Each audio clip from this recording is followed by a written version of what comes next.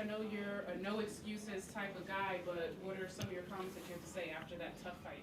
Yeah, I'm proud of the guys, right? You know, Casey had a great game. Cooks had a great game. You know, they hit some big shots. Even Smith Milner, when he hit that big three, we tried to switch up the on-ball coverage.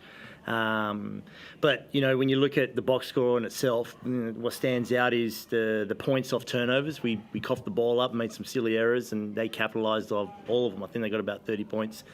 And then the second chance points, you know, they end up getting roughly about 15 more shot attempts than us, and that was off the back of the O boards. You know, we always knew we were going to be battling with size with AK and Sam missing, but I can't fault the boys' effort. You know, they really got after it. It was just unfortunate that even at that last possession, it's off the back of an offensive rebound. But, you know, they'll just keep fighting and keep competing. Higgins Titcher had to step up big and play some huge minutes tonight. Talk about how happy you were with his game tonight. Yeah, I mean, this is one of the positives, right, where, you know, the reality is this is his first season in the NBL. He's only played 8 games, and I think he started 3 of them now, and that's not by design. His first year with us was supposed to be this learning curve, and, you know, maybe he gets some junk time at the end of the game because, you know, Wardenberg's our starting 4 and KG was going to back him up, and AK's our backup 5 to Tanner. And so obviously with those guys out, you get thrown in the deep end. No, he was great. I think there was a couple of times where he really stepped up to the moment. You know, he's still learning his way. He got a great, and again, like we talk about him starting, and he's right now matching up against Casey, it's a great education for Alex. You know, guy who's won multiple championships with multiple teams, and you got Alex who's 8 games in. I mean, that's going to speed up the learning process for him. So, no, he was fantastic. I thought he was great, and he'll just continue to improve and impress with more opportunities he gets. Chris, I'll throw to you. Yeah,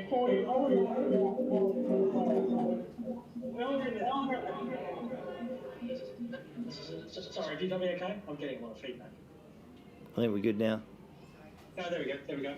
I wanted to ask you about Alex as well, because when he first got his chance earlier in the season, you said that the positive about this is we're quickly going to find out if he can be an NBL player or not.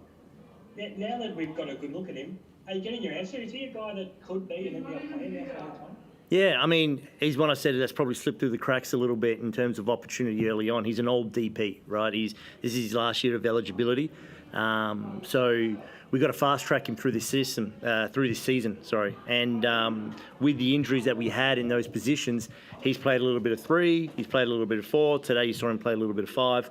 So he gets those opportunities. He's physically gifted. We just got to keep building on that, and you know, he's not short of confidence, which helps, because that's probably one of the biggest jumps, especially for NBL 1 guys. NBL 1 to NBL, it's not necessarily about the ability to go score 30 points a game at NBL 1 level. Oh, you're an NBL guy. There has to be some transferable skill set. You know, and I think I mentioned something similar with Bull, you know, 3 years ago, that, you know, in Alex's case, he's 6'6", 6'7", he's athletic. You know, he plays that little bit of positionless basketball. And I think you saw today that he's able to stretch it and shoot the 3. You know, that was his first makes today from the season. But NBL 1, I think he shot about 35, 36%. So, yeah, I think he's really doing a good job of making a claim of, you know, making himself a regular feature in the NBL. It's good that we got his team option at least. Free agency coming. Tanner had another good night as well. He's figuring things out in this league, and I thought he did a really good job on Tyrell for most of the night, but it's tough being a big in this league and trying to stay out of foul trouble, isn't it? Yeah, I mean, we challenged at the start and we were successful. The reality is I think we were successful in the second one, and there's reasons why we weren't. But you know, the last 2 fouls, Tanner, they were fouls. You know, it was a high head check on Smith on the block, and I think we're trying to unnecessarily force that in. And then just a scramble. It was a bit of a clumsy foul, and it is what it is. I can't fault his effort, but no, he was massive for us, not just throughout the game, but also in that fourth quarter where Brisbane started getting the momentum. I thought Tanner did a good job of bringing us back into the fold with not only the three-pointer he hit on the pick and pop, but you know, he was drawing fouls, getting rebounds. So that was important. Pedro's the other one that's now playing with some confidence at the offensive end. When he first came back from his injury, he was probably a little bit passive, but now he's really looking for his shot, and we're seeing what a good shooter he can be. Yeah, I mean, he's got a great motor on him too. So thought we did a good job of finding him. And then even when he brought the ball down and we knew they were going to play a little bit of drops coverage, the defender went under and he just pulled it and he shot it. And so, that's really a big staple of what his game is, and that's why we brought him in. He's a career 40% shooter, and started off a little bit rough, but the numbers always balance out, and so hopefully we just continue with his form moving forward. You touched on it at the start, the fight from the group. That's what really stood out tonight. A team on a losing streak like you are, when you get down, perhaps it's easy to think that it's too hard, but you just didn't give up right until the final buzzer, and you have a shot right at the end there to force it to overtime. That was the encouraging sign that they just kept fighting right to the final second. And I've mentioned this before, so I mean, the example, right, is, we talked about Alex and what his ambitions are. And, Taran this week, I fielded 2 separate phone calls from 2 separate NBA teams because when we first signed him, Taran, they were like, he has to work on his body and work on his jump shot. And at the end of year 1, they were like, hey, he did a great job working on his body. He needs to work on his jump shot. Last season he averaged, I think, about 8.5 points at 28% from 3. Now he's averaging 18 points and he's shooting 3-ball really good. And so now that they've seen enough of his game, they sit there and go, all right, he worked on his body and he's worked on his shot. Now they start asking more questions that are the intangibles. So with that being said, he's not a guy that's going to quit, regardless of winning or losing, being up, being down. And when we roll into work on Monday, he's not taking any shortcuts because he's the ultimate competitor, as all these guys are. And he's just one example, right, of the whole team that, AK's 22, Taran's 22, Wardenberg's 25, KG's 25, Tanner's 25. Tanner, this is his second year as a pro. And so this is what I love most about this group is they're not a bunch of old heads that have now just collecting a paycheck, rolling in and going through the motions. No, we still do film, they still do vitamins, they still get in and kick butt, and no one sits out of practice. And, we're going to have a few bodies coming back to help. We're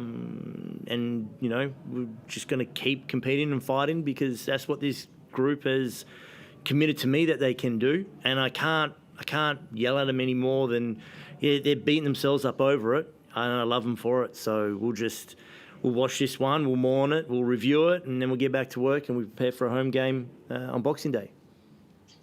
Touched on getting bodies back. Is either or both of Sam or AK a chance for that Boxing Day game? Yeah, we're hopeful. I definitely don't want to. It's on my Christmas wish list. I've told Santa that I would love to have at least a good run of health with guys available. And this is also important for us, right? When we talk about the build out of our team is because we aren't just a one-trick pony. We don't have a marquee. It's important that we have bodies available. We have to roll the dice with a little bit of luck. And we've had a lot of unlucky ins and outs to the point where Jonah's the only one that's played all season. And again, we're not using that as an excuse, just using this as an idea that right now, Wardenberg's ticking all the boxes to do the right things to get back on floor. We want to make sure we're not rushing him back because he's having a great year.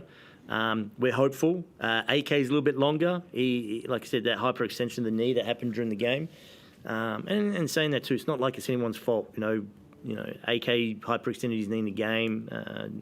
Wardenberg stumbles in the game. Pedro rolled his ankle against Adelaide in the game. Taran's one was in the game. So it's just a run of bad luck that the boys aren't letting it get them down too much. But I tell you, it'll probably lift everyone's spirits if we see big Wardenberg suiting up for us. So we're hopeful. Absolutely.